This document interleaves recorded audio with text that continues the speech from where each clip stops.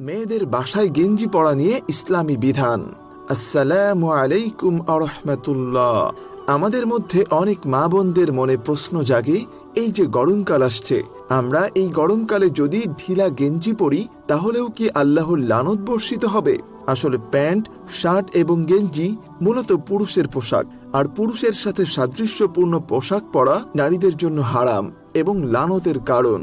হাদিস শরীফে এসেছে, ইবনে আব্বার রাদিয়াল্লাহু তাআলা আনহু বলেন, রাসূল সাল্লাল্লাহু আলাইহি ওয়াসাল্লাম নারীর সাদৃশ্য অবলম্বনকারী পুরুষ এবং পুরুষের সাদৃশ্য অবলম্বনকারিণী নারীর উপর লানত করেছেন। তবে আপনি যদি বাসা বাড়িতে ঢিলেঢালা গেঞ্জি পরেন তাহলে আশা করি আপনার উপর আল্লাহর লানত বর্ষিত হবে না। তবে মনে রাখতে হবে, সেটা পরে কখনোই গায়রে মাহরামের সামনে যাওয়া যাবে না।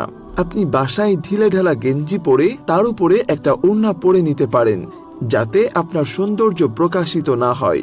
আর আপনি যদি বাইরে যান তাহলে সেক্ষেত্রে বোরকার নিচে যদি আপনি এ ধরনের পোশাক পরেন তাতেও কোনো অসুবিধা নেই ইনশাআল্লাহ।